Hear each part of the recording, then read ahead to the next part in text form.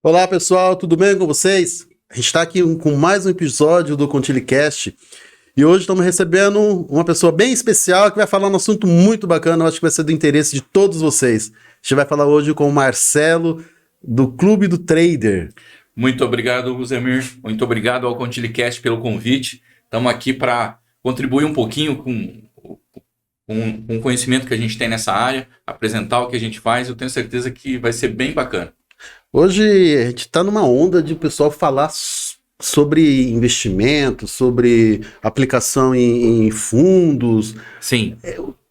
Como que está essa onda hoje? O que você Zemir, enxerga disso? Cara, eu acho que isso é fundamental, não só para as pessoas individualmente, mas para a sociedade como um todo, para o país. Nos últimos 2 anos, 3 anos, a gente saiu de um número inferior a 1 milhão de pessoas com CPFs cadastrados na Bolsa. Hoje a gente está perto já de 4 milhões de pessoas. Se não me falha a memória, é em torno de 3 milhões e 800 mil.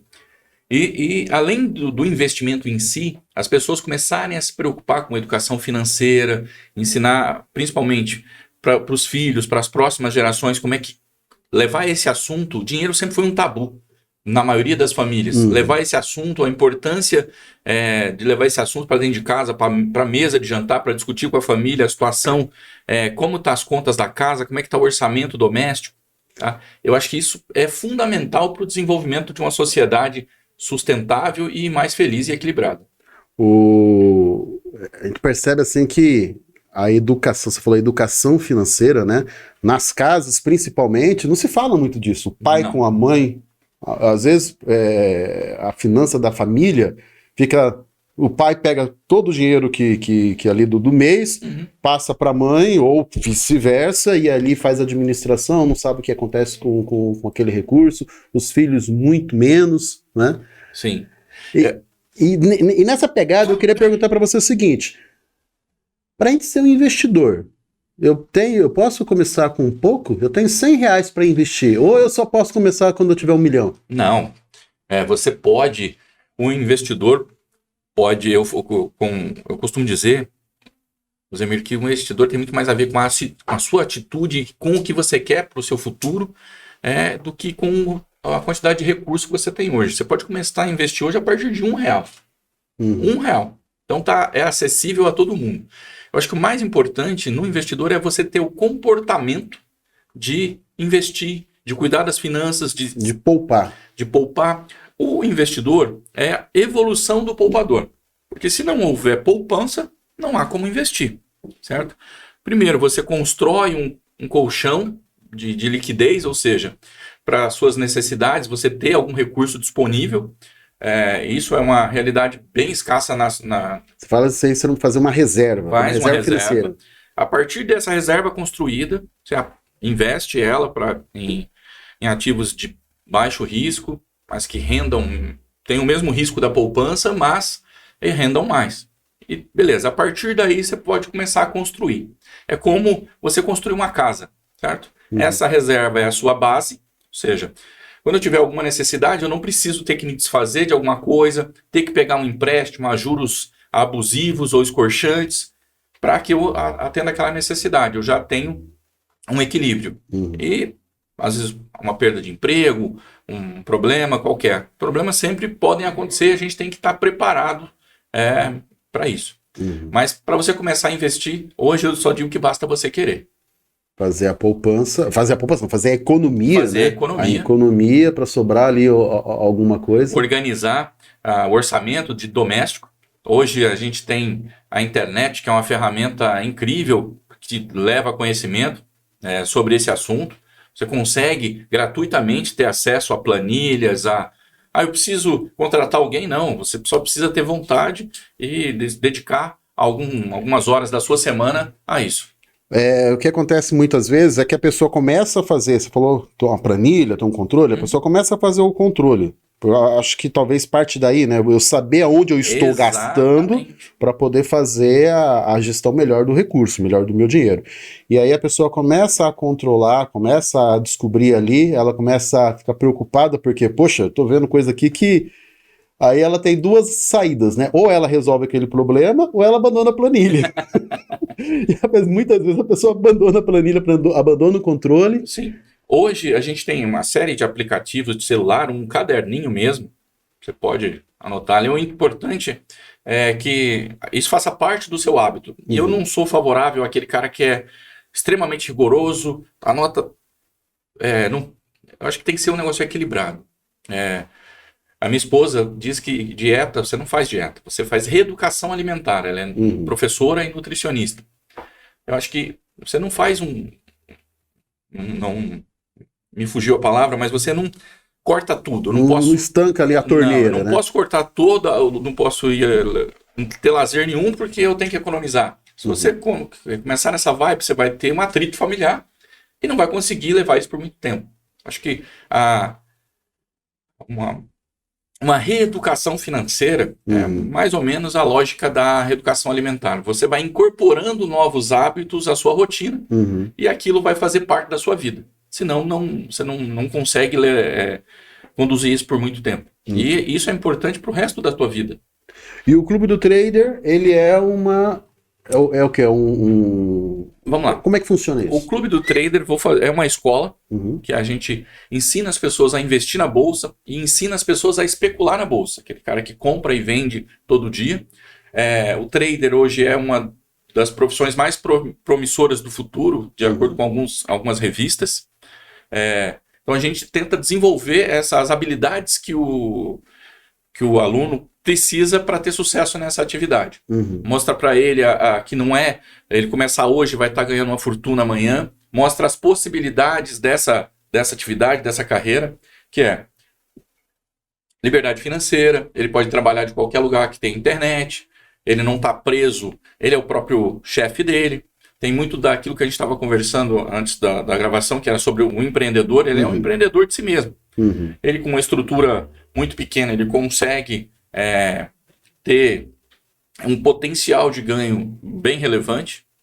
Então, o que o Clube do Trader faz é isso. Ele pega uma pessoa que não sabe, não conhece esse universo, ambiente, introduz nesse ambiente e acompanha ele no seu desenvolvimento, oferecendo ferramentas exclusivas, mentoria emocional e técnica. Então a gente pega a pessoa, você vai lá, faz um curso, acabou o curso, tchau para você. É um curso online ou é um presencial? Como que é isso? A gente trabalhava presencial e online, a pandemia fez a gente ir para o online. 100%. 100%, mas a gente ainda tem, de acordo com as regras de segurança, a gente tem... Tem alguma coisa ainda presencial. Então a gente pega a pessoa e tenta desenvolver ela nessa jornada, mostrando os riscos, os perigos, as possibilidades, as oportunidades. Basicamente é isso que o clube faz. Qualquer um pode fazer esse curso. Qualquer um pode fazer esse curso, não tem pré-requisito, o cara precisa ser formado em engenharia. É isso que eu ia perguntar. Da NASA, ter o cara ser um economista para poder fazer Não, o método que a gente utiliza, o Zemir, é bem simples, você conseguindo distinguir duas cores e sabendo ler, já é suficiente. Quer dizer, todo mundo tá dentro, né? Todo mundo pode ingressar nesse universo. Bacana. E hoje você é um dos instrutores? Sim, eu sou um dos sócios fundadores, eu, Davi, Elton, e o Charles. E a gente um pouquinho mais assim para você. E também a gente é um dos professores, dos instrutores que ajuda a galera aí nessa jornada. E quanto tempo você está nessa... Eu comecei no mercado, Luzemir, em 2002. Foram as minhas primeiras operações. Naquela época, o Brasil ia acabar, o Lula ia ser eleito. A Bolsa, naquela época, hoje está em torno de 128 mil pontos. Naquela época, ela caiu de 14 mil pontos para algo em torno de 9, 10 mil. E depois, o resto é história. O Lula foi eleito, teve a carta ao povo brasileiro, o mercado subiu bastante entre 2002 e 2008, saiu dos 12 mil pontos, 10, 12 mil pontos para 74 mil pontos em 2008. Aí veio a crise de 2008.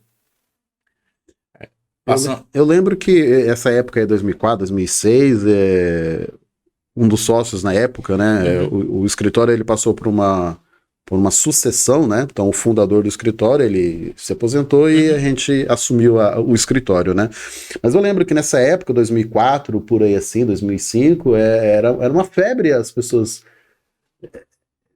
Você olhar assim, chegar nos lugares, as pessoas com a tela ali, olhando a movimentação das ações e tudo mais, né?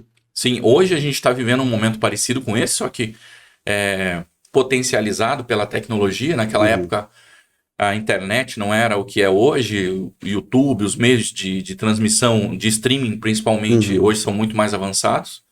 Mas eu acho que investir é fundamental para que você alcance seus objetivos. Eu acho que o dinheiro ele é muito importante nas áreas que ele é importante. Tem muita gente que diz que o dinheiro não compra tudo. E é verdade, concordo. Mas na área que ele é importante, sem ele o conforto material da tua família, alimentação, saúde, você tem que entender um pouco disso. E a gente não aprende isso em lugar nenhum. Eu fiz colégio militar, depois fiz faculdade de Direito. Em lugar nenhum você estuda sobre finanças pessoais, como é que eu administro o meu dinheiro. No início da faculdade você ganha um cartão de crédito e muita gente acha que é só passar o cartão. Acabou. Resolveu o problema. Resolveu o problema. Mas depois tem um negócio chamado fatura. Ou fratura, né? Fratura. Para você pagar. Então você entender um pouco disso, não só da parte de trading, que é a nossa especialidade, mas você entender um pouco das suas finanças é fundamental. Acho que isso devia ter já desde das primeiro contato que as crianças têm com escola, primeiro ano. Hoje eu não sei nem como é que funciona esse primeiro ano, segundo ano, não sei como é que era, né? Na época era ginásio, né? Na minha também. Era ginásio. Então, assim, desde do começo, talvez já ter algum processo ali na educação dela, Sim, que ela tem envolvimento com aquilo, né? Eu estava até conversando, hoje já existe algumas iniciativas nesse sentido, o Plano Nacional de Educação Básica já contempla algo transversal, que eles chamam, que é você inserir conceitos de educação financeira dentro de outras disciplinas, dentro da matemática, dentro do português, dentro da história. Até no jardim de infância você começa a introduzir conceitos mais lúdicos, de comportamentos que são mais adequados a uma vida financeira equilibrada. Porque existem pesquisas, Rosemiro, que dizem, por exemplo, hoje nós temos aí no Brasil quase 70 milhões de pessoas com restrição de crédito, de uma população economicamente ativa de 114, 115 milhões, algo nesse sentido. Então, uma boa parte dessas pessoas, elas têm um problema de receita, elas de fato têm uma receita baixa e elas sofrem por isso. Mas uma boa parte, quase a metade, é um problema de gestão. Ela tem receita, ela tem um fluxo mensal de receita muito bom, só que ela vive endividada porque ela não consegue administrar isso. Tanto esse primeiro grupo quanto o segundo grupo é fundamental que eles entendam conceitos de finanças, de educação financeira, de crédito, de juro composto, a importância do tempo e dos juros, como é que eu construo uma vida mais tranquila daqui a alguns anos. Investir nada mais no meu ponto de vista, e segundo, até recomendo uma obra chamada O Valor do Amanhã, um economista brasileiro, economista e filósofo chamado Eduardo Gianetti da Fonseca. O que ele diz? Que investir nada mais que você deixar de consumir algo hoje para consumir no futuro algo melhor ou maior, ou mais coisas, né? Ou que você, eu não quero consumir nada, eu quero só ter dinheiro, mas aí são ativos intangíveis, segurança, tranquilidade. Eu sei que se acontecer algo, eu tenho recursos. Eu sei que se um filho ficar doente, eu tenho recurso para atender essa necessidade. Então, o dinheiro ele tem uma função na sociedade e na nossa vida. E a gente tem que entender muito bem isso.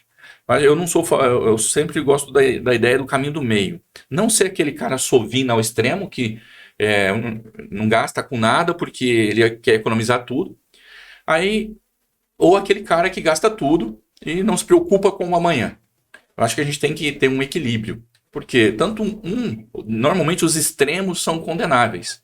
Porque se esse cara aqui que não poupa nada, não se preocupa com o futuro, quando ele estiver mais velho ou tiver uma diminuída a sua capacidade de trabalho, ele vai ter problema financeiro. E esse cara aqui também, ele vai olhar para trás, o que eu fiz da minha vida? Eu tenho dinheiro, mas eu não fiz nada daquilo. Não aproveitei esse dinheiro que eu... Exatamente. Então a gente tem que eu gerei, né? Tem que ter um equilíbrio aí para equilibrar isso. A gente vê muito assim, olhando às vezes na internet e tal, ideias na hora de você fazer um investimento, pessoas prometendo, às vezes, não, investe e vai ter lá 1% ao mês, 2% ao mês, tem uns que falam 30% ao mês, algumas. Até que ponto isso é factível? Será que vale a pena? Vamos lá. Porque é tudo investimento de risco, né? Mas será que vale a pena esse risco? Como é que funciona? Vamos lá. Em investimentos de renda variável, ou seja, que você tem que fazer algum tipo de operação para obter um retorno, eu fugiria ou ficaria com 3 luzes acesas quando alguém te promete algum resultado garantido, do valor o percentual que for. Por quê? Porque você potencialmente pode perder. Então você pode ganhar, mas também pode perder. E nos meses ou nos dias em que o gestor, vamos chamar, a pessoa que está te prometendo isso, não ganhar, como é que ela vai te pagar? Então, Luzemir, é muito importante você se cercar de cuidados, de precauções em relação a isso, mas se a proposta já começar assim, eu já ficaria com muito receio. Tipo assim, é cilada, Bino. Provavelmente é cilada, Bino. Provavelmente é cilada. No Brasil, para você ter ideia, nós temos aí perto de 3 milhões e meio, 3 milhões e 800 mil pessoas que investem na Bolsa. E perto de 25 milhões de pessoas que já caíram em golpes ou em situações de pirâmide financeira. Principalmente por 2 motivos. Um é o medo e outro é a ganância. Essa situação tem um livro que eu recomendo para quem se interessa por esse assunto. Na verdade são 2. Um é Pânicos, Manias e Crashes e o outro Pânicos, Manias e Crashes. Certo. E o outro é Salve-se Quem Puder. Uma história da especulação financeira. Ele conta situações como essa, tipo, no Egito Antigo, nos anos 1200, 1300. Então isso é muito antigo na sociedade. Explorar esses 2 sentimentos humanos, que um é o medo, seus amigos participando e você de fora. Seria o medo de perder, mais ou menos isso? Isso, o medo de ficar de fora. Também. É o FOMO. Como é que é, Davi? Colabora aí. Missing out. É o medo de ficar de fora. Todo mundo tá ganhando e eu não ganhei.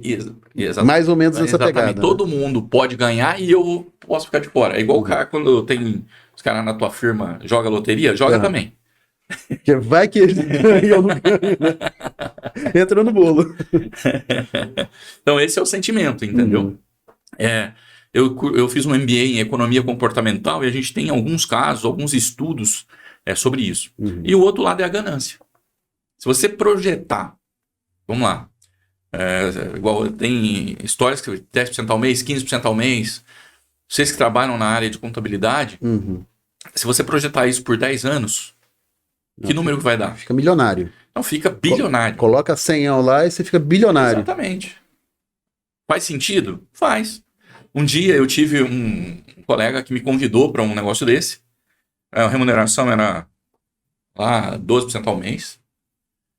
E aí eu falei, topo participar. Não tenho interesse em convidar ninguém, mas eu vou pôr dinheiro. Aí, quanto você vai pôr? Eu falei, vou pôr R$100. Ele quase me xingou. Eu falei, cara, se o que você estiver dizendo for verdade, em 5 anos eu tô milionário, multimilionário. Por que eu preciso arriscar mais que 100? É os juros compostos, né? É o poder dos juros compostos. Tá? Então, isso é algo que você tem que se precaver, tem que cuidar.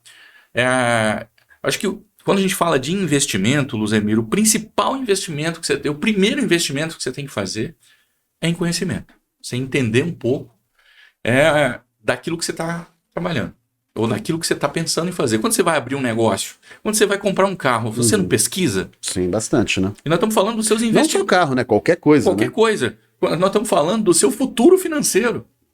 E você não vai cuidar disso, se preocupar com isso. Quando eu vou escolher uma previdência, um seguro, qualquer coisa, você tem que estudar, tem que pesquisar. Ah, mas eu não tenho recurso para investir num curso. Compra um livro, vai na internet, tem muita coisa. Hoje você não precisa ter muito recurso, né? Não. Você precisa ter disposição, vontade, desejo de aprender aquilo, né? Exatamente.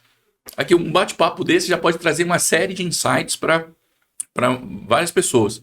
Eu acho isso tão bacana. Antigamente, quem tinha poder eram as redes de rádio e televisão, porque aqui, às vezes, a gente pode estar falando para centenas, dezenas, centenas, às vezes até milhares de pessoas, se Deus quiser, milhões de pessoas, Se o Deus podcast vai bombar. Vamos orar para isso. Amém?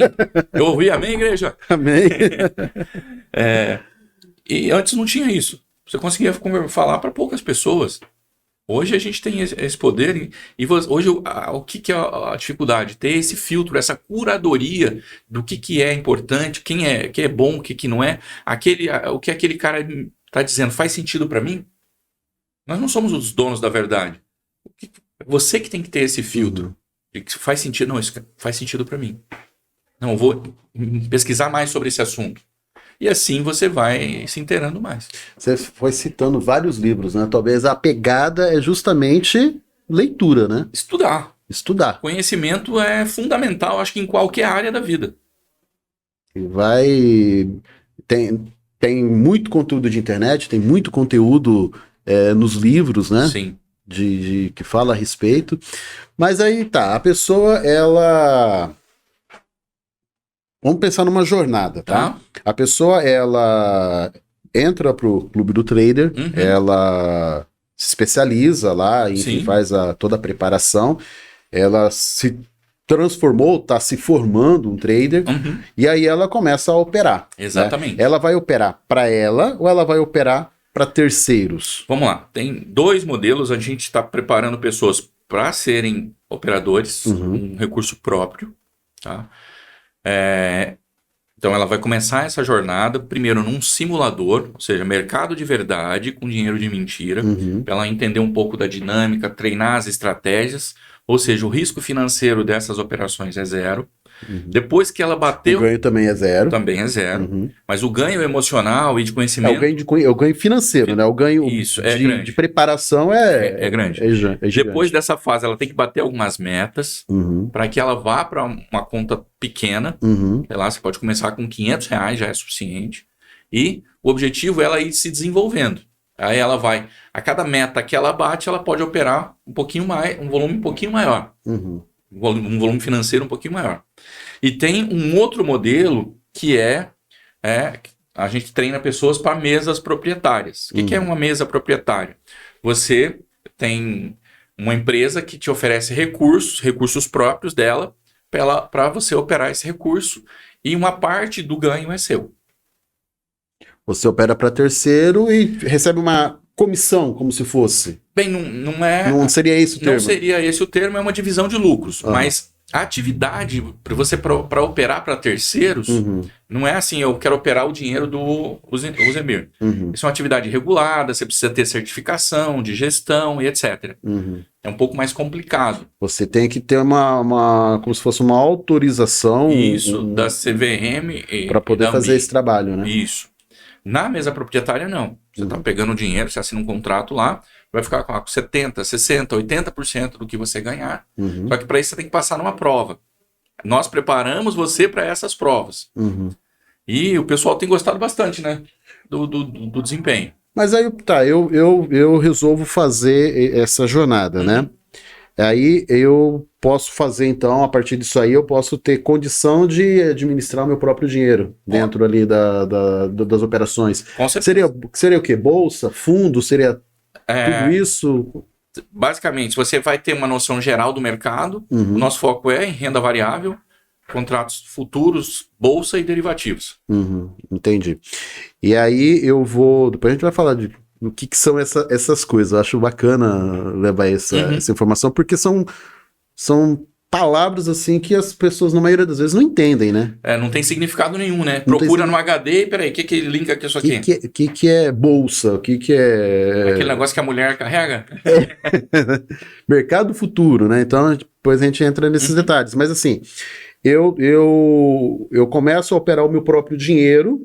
Para eu fazer isso, eu precisaria ter esse curso, essa preparação ou não? Não, só que a chance de você fazer Errar é maior. muito maior.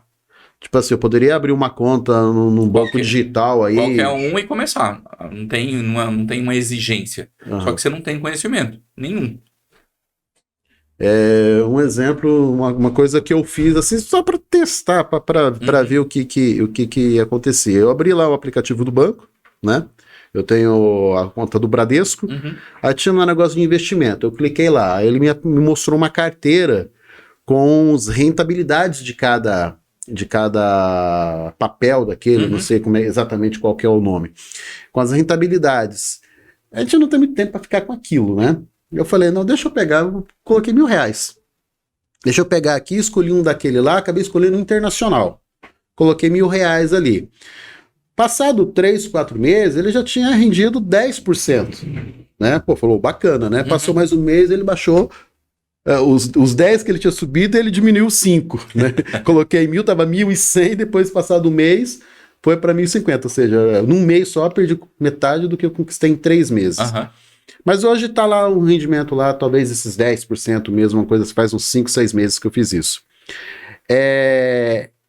Esse tipo de ação, isso aí, normalmente eu acho que a maioria das pessoas que tem acesso, talvez parte para essa... Sim. E aí eu acabei escolhendo lá na média dos 3 meses, eu escolhi o que tinha mais rentabilidade. Coloquei lá, estava com 20% de rentabilidade na média dos 3 meses. Então eu coloquei nesse papel. Isso ajuda nesse processo ou isso é uma mancada? Vamos lá, Luzemir. Vamos dividir o trading, que é você comprar e vender com o objetivo de ganho de capital. Eu comprei por 1, quero vender por 1,20, 1,50, assim por diante, e outro que é investir. No investimento, eu não tenho... É mais passivo. Ou seja, eu vou deixar o meu dinheiro lá, e se aquela carteira de ações ou aquele fundo de ações que eu escolher for crescendo, eu vou ganhando junto. Normalmente, o que acontece? A maioria das pessoas faz isso que você fez. Só que, muitas vezes, isso é um erro. Por quê? Rentabilidade passada não garante... Rentabilidade futura. Exatamente. E se você comprar aquilo que subiu muito ano passado, provavelmente não é o que vai subir muito esse ano. Porque as coisas vão em ciclos. Então, você tem que escolher ou um fundo, ou uma carteira de ações, ou um ETF, que a gente pode pegar um dia e vir aqui falar de pontos específicos. Acho que nós vamos ter muito assunto.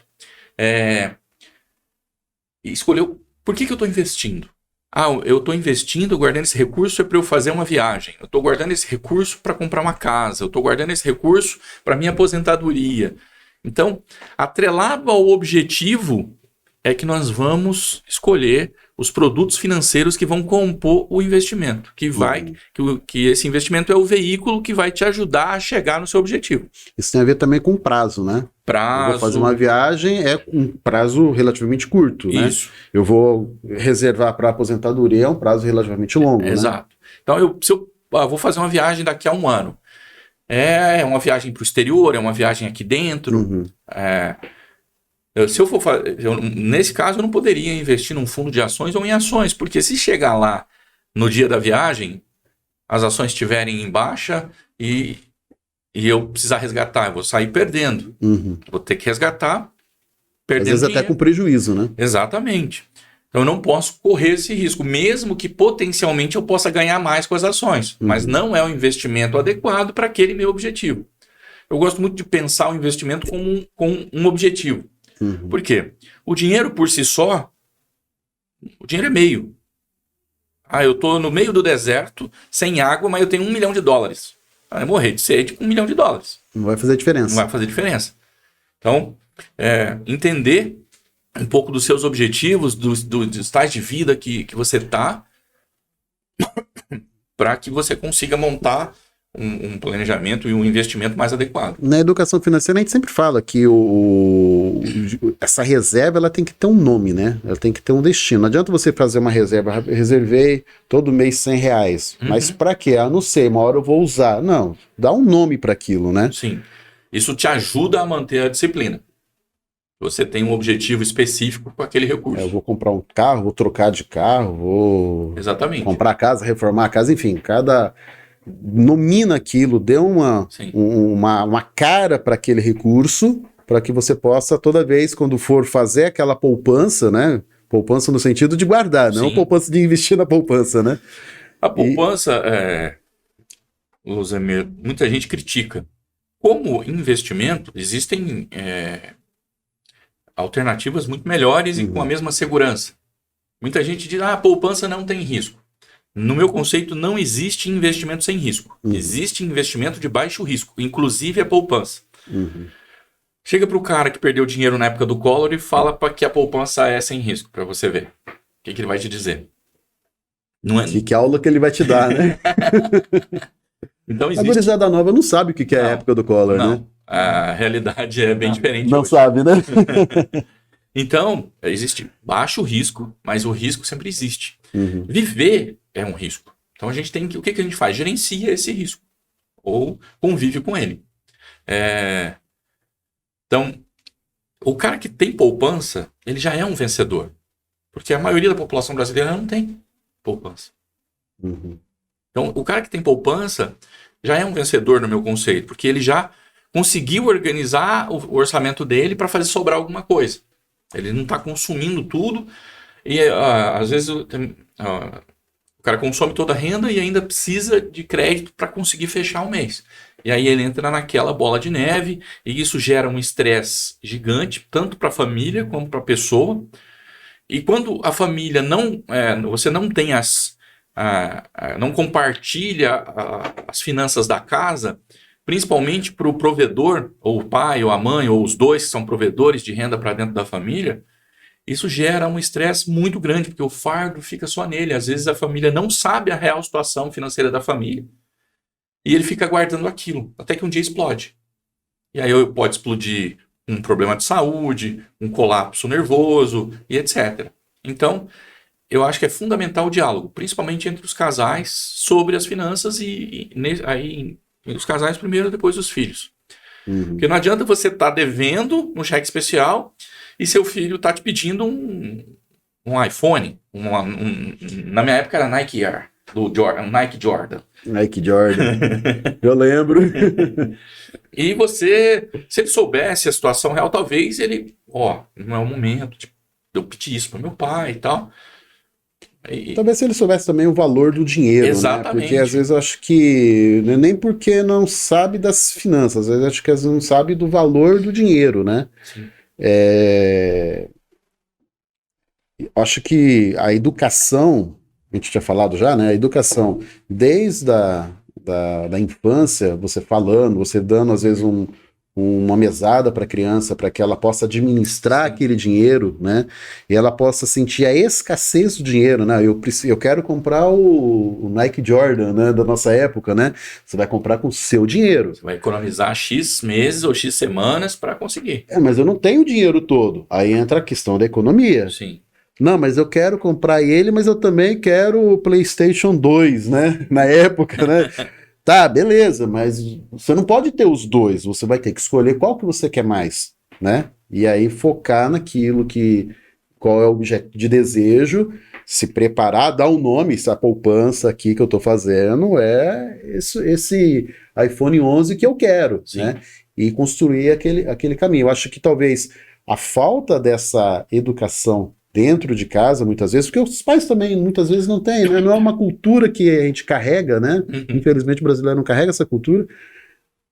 A falta que isso faz, às vezes, que o pai não tem, a mãe não tem, reflete na criança e a gente vive num ciclo, né? E hoje, o que acontece na maioria das famílias? Nós herdamos um comportamento financeiro da nossa família. Se você teve sorte e o comportamento financeiro da sua família era saudável, a chance de que você tenha um comportamento saudável é muito maior. Certa feita, fui convidado numa escola para ajudar o trabalho de 2 menininhas, 10 anos, mais ou menos. E era sobre educação financeira. Elas não trabalhavam e tal, nessa idade ainda não é possível, mas elas se propuseram a ajudar na casa para fazer uma economia para que elas atingissem um determinado objetivo. Beleza? Era uma escola particular e tal. Elas, dentro do orçamento doméstico, fazendo exatamente as mesmas coisas, elas conseguiram economizar R$ 500 por mês. Durante aquele período, foram acho que 6, 8 meses que foi monitorado isso. Como é que elas fizeram isso? Economizando água, economizando luz, mudando planos de celular que elas tinham para um plano mais econômico, ajudando com a mãe na lista do supermercado, pegando os produtos. Elas pegavam o encarte, viam que estava na promoção e que elas tinham que comprar. Assim elas fizeram. E isso não é só o financeiro, mas acho que deu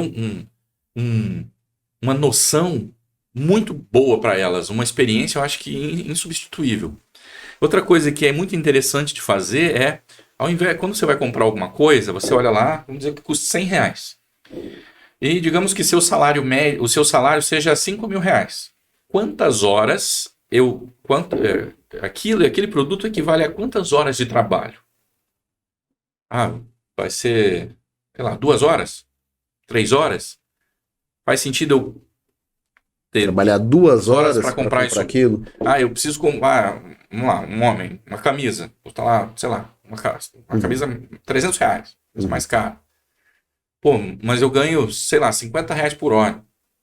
Vou gastar 6 horas de trabalho da minha vida para comprar essa camisa. Praticamente um dia de trabalho para comprar essa camisa. Faz sentido para mim?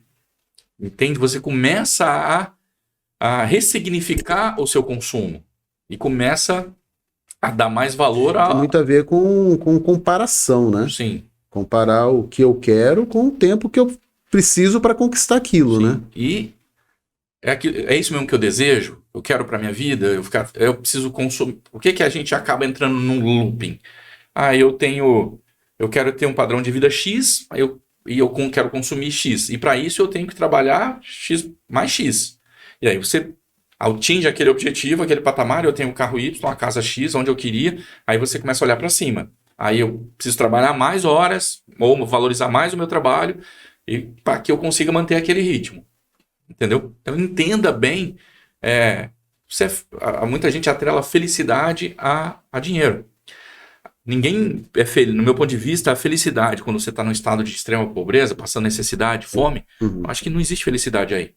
Só que também, depois que você tem um nível de conforto, quanto mais reais você adiciona a essa conta, o seu nível de felicidade não aumenta na mesma proporção. Isso é demonstrado já cientificamente em algumas pesquisas e tal. É bem interessante. Se você conversar com pessoas extremamente ricas ou que não tem privação, né? Não tem nenhum tipo de privação. Ela tem lá alguns milhões ou até bilhões na conta. O nível de felicidade dela não é muito diferente de um cara que tem um padrão de vida confortável, não tem privações. O cara tem um carro, eu também tenho. Só que o dele custa 200 mil e o meu custa 50. Mas eu tenho níveis de conforto. Se serve da mesma forma, né? Exatamente. Do que ficar nesse looping. Parar e pensar, refletir se vale a pena eu tentar sustentar um padrão de vida que me gera estresse, ou é melhor eu viver com um padrão mais adequado, que eu consiga poupar, para que no futuro eu tenha um conforto, um bom conforto, tenha tranquilidade e não tenha que ficar com 3 empregos, preocupado com as contas do mês. E isso gera muito problema nas famílias. Não a maior, mas acho que a segunda maior causa de separações e divórcios no Brasil é relacionado a questões financeiras. E não só a falta, a escassez de dinheiro. Também a abundância também pode gerar certos conflitos, quando você não administra muito bem isso. É um assunto que eu gosto muito, é apaixonante. Mas basicamente é isso. É importante você ter conhecimento financeiro. O pessoal que está com dúvida pode nos procurar. Entra lá no Instagram do Clube do Trader. Como é que é, Davi? Clube do Trader Oficial. Manda uma mensagem pra gente. Depois a gente vai deixar aí e é isso. O linkzinho aí. Clube do Trader Oficial. Isso. Tá, a gente vai deixar o linkzinho. Você falou de estresse, né? Eu vejo assim, eu não sei se eu tô certo, se eu tô errado. A pessoa, ela tem, às vezes, não tem essa cultura de poupança, de guardar, mas em um dado momento ela começa a fazer isso, né? Ela começa a tentar buscar, tentar se preparar para isso. Aí ela faz algumas ações em bolsa. Ela percebe lá que ela pode ter algum resultado. Uhum. E ela começa a investir naquilo, né? Muitas vezes a pessoa ela começa a fazer por conta própria, porque ela às vezes não quer ter um custo. Às vezes ela até se prepara, pega curso free na internet, às vezes paga um curso lá no Clube do Trader, alguma coisa assim, e ela começa a operar aquele dinheiro dela. Essa operação, ela tem que ser constante? Ela tem que ficar ali toda hora olhando? Ou ela pode fazer isso em horários, tipo assim, alternativos, fazer à noite em casa? Ou ela tem que ficar tomando conta? Porque às vezes ela tem um trabalho lá que ela precisa atender, né? E ela tem um dinheiro aplicado lá que ela não quer perder, né? Aí é o medo, né? Ela não quer perder aquele dinheiro. E como é que é isso? Olha só, vamos lá. Existem vários tipos de operações. Vamos dividir. Primeiro, vamos falar do mercado nacional, que você tem um horário de 9 às 5, de 9 às 18. Que se você faz day trading, sim, você vai ter pelo menos uma parte desse seu dia, você vai ter que ficar dedicado. Só para fixar, assim, o day trade seria aquela operação diária. Isso, você compra e vende, ela começa e termina no mesmo dia. Uhum. E aí sim você precisa dedicar uma parte do seu dia, pode ser a parte da manhã, pode ser a parte da tarde, etc. Para esse tipo de atividade. Tem o swing trading, que é uma operação que pode durar de alguns dias a algumas semanas. Você começar lá hoje e vai ficar nessa operação por 2, 3 semanas. E outro tipo de operação que ele chama de position, que você fica de algumas semanas a alguns meses posicionado. Então, dependendo do tipo de operação que você fizer, a sua rotina de trabalho não vai ser afetada. Eu posso chegar em casa e olhar o mercado depois que ele está fechado, porque as decisões que eu tomo não precisam começar e terminar, a operação precisa começar e terminar no mesmo dia. E tem o investidor, que aí sim o objetivo dele é ficar alguns anos carregando essas posições para capturar o ganho que potencialmente pode acontecer. Durante um intervalo maior, né? Isso. E aí a gente fecha o parênteses do mercado brasileiro e tem o mercado internacional. Hoje, com a tecnologia, você pode operar no mercado internacional e no contraturno. Pode operar Ásia, pode operar o mercado de moedas que não fecha, ou de criptomoedas que também não fecha. O de moedas, tipo euro-dólar, dólar-ien, libra-dólar, franco suíço, dólar americano, tem N moedas. Real contra dólar. Esse mercado ele abre domingo por volta das 20 horas e fecha sexta-feira por volta de umas 20 horas, 18 horas aqui em Brasília. Então dura a semana toda, qualquer horário. Em semana toda, 24 horas por dia. E tem o mercado hoje, o mercado de criptomoedas que ele não fecha. Ele funciona 24/7. Não, porque por que eu falei do estresse? Porque às vezes a pessoa ela fica tão ansiosa para não perder, né? Que ela pode, o funcionário que começa a fazer aquilo ali no celular, tal, pede para ir no banheiro para poder dar uma operadinha, né? E às vezes pode perder o foco com relação à parte do trabalho. Você que isso é um erro. Você não vai conseguir fazer bem nenhuma coisa nem outra. A sua produtividade muito provavelmente vai cair no seu trabalho e você não vai conseguir atingir os objetivos, provavelmente seus objetivos ali nas operações. Por quê? Porque você não tem foco. Então, adeque as operações à realidade que você tem hoje. Você pode operar. Eu posso operar à noite, posso operar de madrugada, eu posso operar operações mais longas, mas isso não deve prejudicar a sua rotina diária. Ah, mas eu quero fazer day trading. Então, arrume um trabalho em partial time, que seja à tarde ou à noite, para que você coloque isso na sua rotina. Na verdade, isso tem que ser um processo de rotina, né? Exatamente. E você recomenda que alguém largue o emprego para viver de trading sem experiência? Não. Eu acredito muito no desenvolvimento. Aquela metodologia japonesa, o Kaizen. A melhoria contínua. Se eu quero chegar lá do outro, daqui, digamos que eu queira chegar em Rochedo, eu tenho que começar a caminhar na direção de Rochedo. Eu não vou pular daqui até lá. Ele transportar para lá, né? Não, eu vou e tô a pé, vou dar um passo, mas sempre na direção de onde eu quero chegar. Talvez hoje você não tenha vamos dizer, a situação ideal, o tempo ideal, mas você pode ir ajustando a sua rotina ou a sua realidade para que você tenha condições ideais e até lá você vai se desenvolvendo da forma que você pode e operando ou montando as suas operações da forma que você pode fazer hoje. Eu não consigo fazer day trade, mas eu consigo fazer swing trade. Eu não consigo fazer swing trade, mas eu consigo montar posições mais longas ainda. E assim você vai fazendo.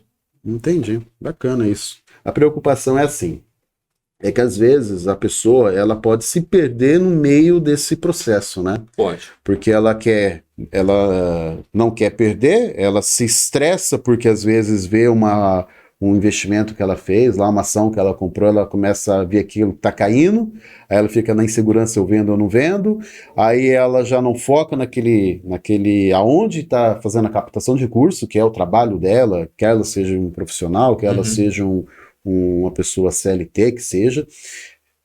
Aí, como você disse, ela não faz nem bem uma coisa, ela não conclui o trabalho dela. Imagina uma pessoa que tem lá uma responsabilidade de análise, sei lá, um engenheiro que tem que ver um prédio se vai cair ou não, e aí ele está preocupado também com o dinheiro dele que está caindo ou não, e não faz nenhuma coisa nem outra. É preocupante isso, né? Sim, é por isso que você tem que estar preparado, tanto financeiramente e emocionalmente, para suportar isso. Se você investe, não estou dizendo nem operação, mas se você investe e perde o sono por causa daquilo, no mínimo você está investindo errado. Investir deve fazer parte da tua vida, e se o seu objetivo é fazer operações no mercado, aquilo tem que fazer parte da sua rotina. Eu não vou ficar preocupado, não deveria pelo menos ficar preocupado com isso ou aquilo, se eu estou tomando as devidas precauções. Você falou que nesse curso do Clube do Trader tem alguma coisa que trata disso, né? Você tinha falado... Sim, a gente passa orientações gerais e o curso é muito hands-on, mão na massa. O cara vai começar a operar de verdade. Ele não vai ficar, tem a parte teórica e a parte prática. Para fazer operação não tem como ser diferente, porque você precisa ter a experiência, a vivência ali do dia a dia do mercado. Entendeu? E aí, de acordo com a sua realidade, você pode ir adequando isso. Se você tem tempo de manhã, se eu tenho tempo à tarde, se meu tempo é só à noite, se eu tenho o tempo todo, o dia todo livre. E aí é uma série aí é muito pessoal de cada um. E custa caro? Não sei se você quiser falar o valor ou não, independente, mas assim, é acessível a todo público? É bastante acessível. Nós temos cursos a partir de R$ 1.297 e assinaturas de ferramentas a partir de R$ 57,90 por mês. Que já te oferece pelo menos uma noção básica, um grupo de apoio e acompanhamento. Essas ferramentas dá guias para poder fazer as operações. São como se fosse um GPS que te auxilia no caminho. Por isso que eu te falei, a gente desenvolveu uma ferramenta exclusiva nossa que facilita muito as operações. Te convido a testar. Vamos brindar o pessoal para testar se vocês assim desejarem. E nosso papel é fazer com que essa jornada seja a menos traumática possível. Imagina o seguinte, eu gosto de usar essa analogia. Quando a gente era criança, um tio, um avô, uma mãe, um pai te dá uma bicicletinha. Normalmente, na minha época, vinha uma rodinha do lado daquela bicicleta. Hoje já vem duas, capacete, cotoveleira. Qual a função daquela rodinha, ou das rodinhas? É evitar que você caia em 100% das vezes? Não, porque mesmo de rodinha, você ainda vai cair. Mas é tornar o seu processo de aprendizagem menos doloroso, menos custoso. E a nossa função no mercado é essa, tornar o seu processo de aprendizagem menos custoso, menos doloroso. Se você seguir as orientações, as recomendações que a gente faz, dificilmente você vai encontrar uma pessoa que perdeu muito dinheiro. Por quê? Porque ela é acompanhada em todo um processo. E normalmente as grandes perdas financeiras no mercado financeiro estão atreladas mais a um comportamento emocional, o cara surtou, do que a parte técnica da coisa. Um erro técnico ou etc. Entendeu? É mais, ele não conseguiu, surtou, entrou em colapso nervoso e perdeu um volume que ele não deveria perder ou não podia perder. Entendeu? E isso é traumático para a família, para a pessoa. Tem pessoas que até se suicidam em razão disso. E a gente trata isso com muita seriedade. E mesmo que a pessoa esteja começando, é um processo. Ela tem que ir conquistando degrau a degrau. Esse processo tem a parte do aprendizado, tem a parte do investimento também. Investe um pouco, exatamente, testa, valida, vê, exatamente. Vai expandindo os limites, né? Sim. Não é chegar e colocar tudo de uma vez. Digamos que o cara está acostumado a investir. As reservas dele são de 10 mil reais. E ele começou a investir, beleza? E aí, de repente, ele ganhou um dinheiro, 100 mil reais. Se ele não está preparado, tanto na parte de conhecimento como emocionalmente, a reação que ele tem quando o mercado cai ou sobe é muito diferente quando ele tem 100 mil do que quando ele tem 10 e quando ele tem 1 milhão. Se ele não vai evoluindo isso, ele pode tomar decisões muito ruins. Isso aqui é um exemplo de comportamento social. Quando a bolsa está muito mal, está indo muito ruim, está indo para 2016. A Bolsa Brasileira estava lá a 60 mil pontos. O Bovespa, o índice Bovespa. Ninguém queria saber de bolsa. Hoje ela está a 120 mil pontos, mais de 120 mil, e ela está na boca de todo mundo. Então a bolsa, ela vai, isso acontece em todas as áreas da sua vida, é um ciclo. Tem os ciclos de alta, tem os ciclos de baixa. Eu sou de família de agricultores e tirador de leite lá de Minas Gerais. Leite é desse jeito. Tem ano que tá bom, tem ano que tá ruim, tem ano que tá bom, tem ano que tá ruim. É a mesma coisa dos plantadores de café. Se esse ano tá bom, eu vou plantar café. Ano que vem tá ruim, eu vou arrancar o café. Você vai passar a vida inteira arrancando e plantando. E não vai ganhar nada. Por quê? Você vai passar pelos momentos bons e ruins. Porque quando você está investindo, sua visão tem que ser de mais longo prazo. 5 anos, 7 anos, 10 anos. Imagina, Rosemir, a pessoa que comprou Itaú há 30 anos atrás, 20 anos atrás, e manteve esse investimento. Provavelmente pagou um valor muito baixo. Provavelmente ele multiplicou aí por muitos milhares de por cento. 10, 8 mil por cento. 8 mil por cento representa 80 vezes o que você investiu. Entendeu? Imagina o 100 multiplicado 80 vezes, né? Então, ao longo do tempo, se você acertou em algumas empresas, você não precisa acertar em todas e provavelmente não vai, o retorno potencial é muito bom. Isso também não quer dizer que eu não preciso colocar todo o meu recurso num único... Não, porque aquele está mais rentável, eu vou colocar naquele.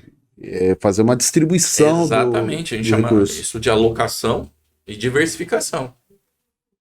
Porque um sustenta o outro. Esse aqui está ruim, mas esse outro aqui em determinados momentos, um pode estar indo bem, outro não. É aquela história de não colocar todos os ovos na mesma cesta.